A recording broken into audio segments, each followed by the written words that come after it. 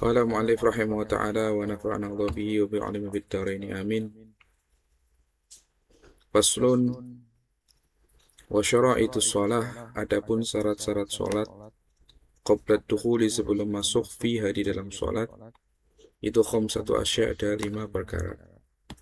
Adapun syarat-syarat salat sebelum masuk itu ada 5. Yang pertama, taharatul a'dha, sucinya anggota badan, minal hadasi, daripada hadas, baik hadas kecil atau besar, wan najasi, dan dari najis,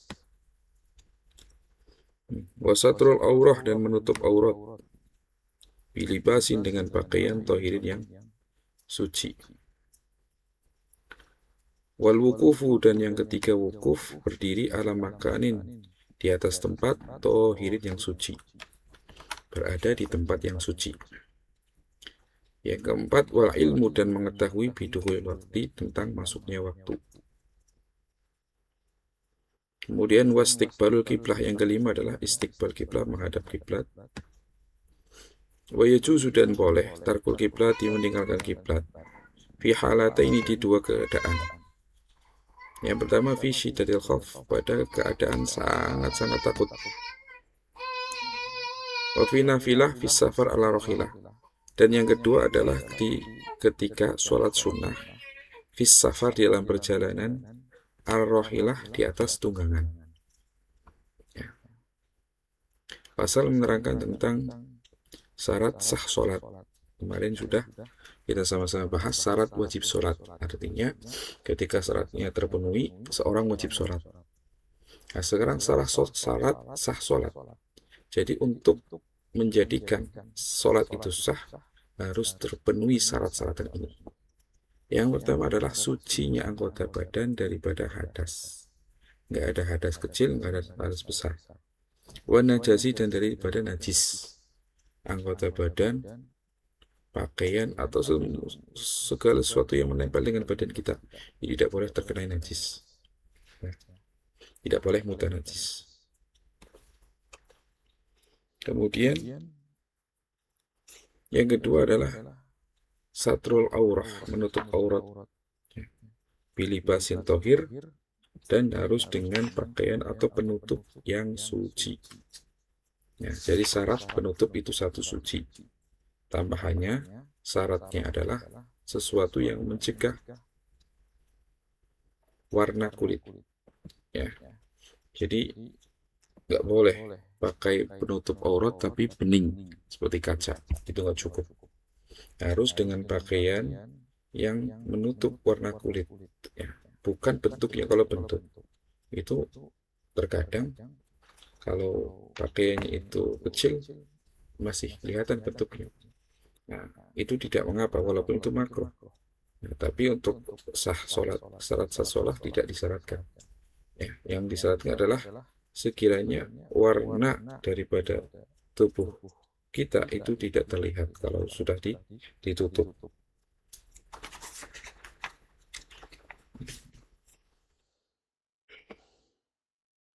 Kemudian wal wukuf ala makanin tohir, berdiri di atas tempat yang suci. Yang maksud tempat di sini adalah sesuatu yang menempel dengan kita atau dengan pakaian kita. Ya, yang menempel. Kalau tidak menempel, tidak. Biasanya kan di depan muka kita. Kalau nggak nempel, nggak nggak apa-apa, masih sah. Walaupun itu hukumnya makruh. Kita sholat, ya, berpapasan dengan najis itu makruh. Nah, yang penting tidak menempel dengan tubuh kita atau sesuatu yang dibawa kita, pakaian atau sorban yang kita lilit, nggak boleh kena najis. Makanya tempatnya harus suci. Kemudian yang keempat adalah ilmu bidukhul waktu, harus tahu masuknya waktu. Nggak boleh kita bangun tidur belum lihat waktu atau belum tahu waktu sholat langsung sholat, itu tidak sah sholatnya walaupun tepat ternyata. Ya, walaupun tetap tidak. Harus tahu masuk waktu, kapan masuk waktu, dan sekarang sudah masuk apa belum. Nah, itu kalau bil ilmi, baik itu dengan cara melihat matahari seperti yang sudah disampaikan, atau dengan jam zaman sekarang, ya, atau dengan kabar daripada orang yang sikoh, orang yang adzan, itu boleh. Kalau di ilmu tidak bisa mengetahui, maka dengan adanya don dan istihad, tapi ya syaratnya. Ya seperti dengan pekerjaan atau dengan wirid, umpamanya seperti di sini maghrib dan isya. Itu kita biasanya baca waqiah, tabarok, kemudian watib hadat. Nah, setelah itu biasanya itu langsung isya, ya. Nah, kita lihat tadi sholatnya itu apakah seperti yang kemarin-kemarin sedang atau tidak, atau terlalu cepat atau tidak. Nah, kalau sedang seperti kemarin, oh berarti ini sekarang udah masuk.